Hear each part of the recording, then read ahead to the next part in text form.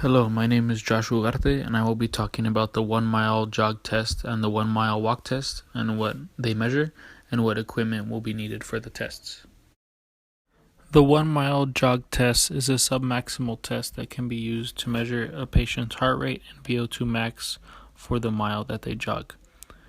The walk can be an alternate to the run if the patient is not able to perform the jog due to physical fitness or illness. Proper running attire, a 400-meter track, a heart rate monitor, pen or pencil, paper, a stopwatch, and a scale are all needed to perform these tests. Next, Javier will explain the protocol for the 1 mile jog test, followed by Jose explaining the protocol for the 1 mile walk test. The warm-up and protocol process for the 1 mile jogging test, developed to assess the cardiorespiratory fitness of 18 to 29-year-old men and women. This test can be performed in or outdoors on a 400-meter track.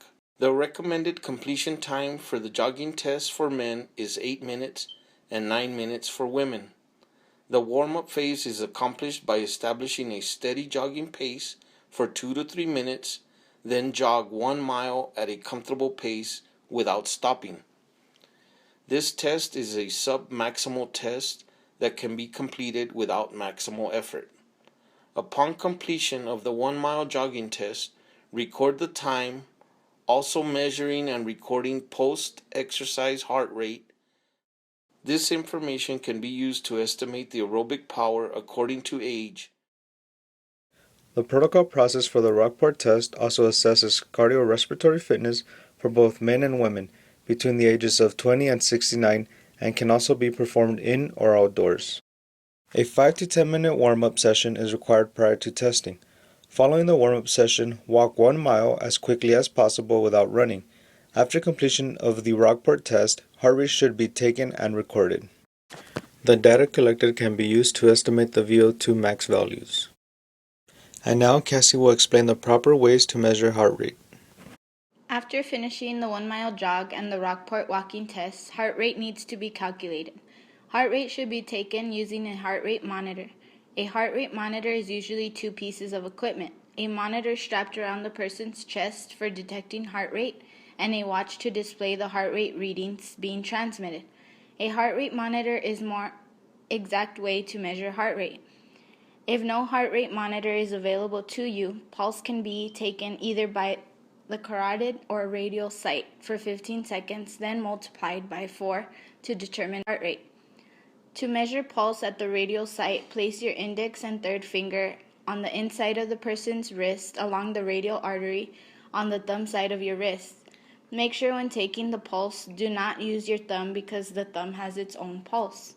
Next, press firmly, then release the pressure until you feel the pulse. Then count the number of heartbeats in 15 seconds and multiply that number by 4 to get the person's heart rate. To measure pulse at the carotid site, place your index and middle fingers on your neck to the side of your windpipe below the jawline. Press gently, and when you feel your pulse, count the number of beats in 15 seconds and multiply by 4 to get your heart rate.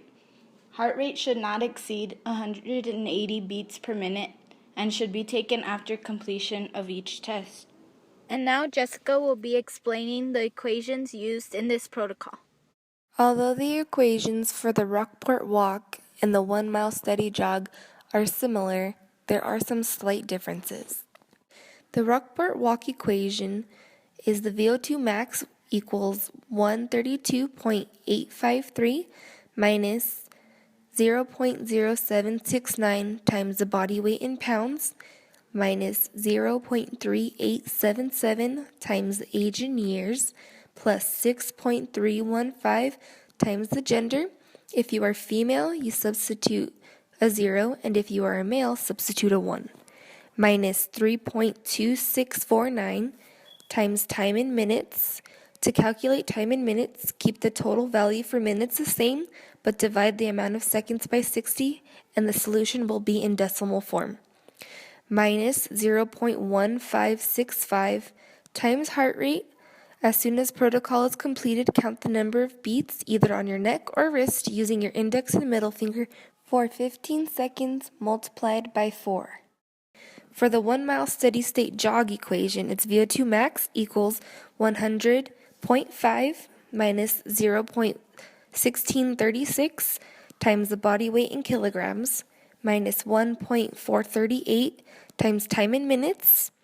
And remember, the value for minutes stays the same, but in order to convert the seconds to minutes, you have to divide the amount of seconds by 60, minus 0.1928 times heart rate. And as soon as the protocol is completed, once again, you count the number of beats either on your neck or wrist using your index and middle finger for 15 seconds multiplied by 4, plus 8.344 times the gender. Once again, female equals 0 and male equals 1.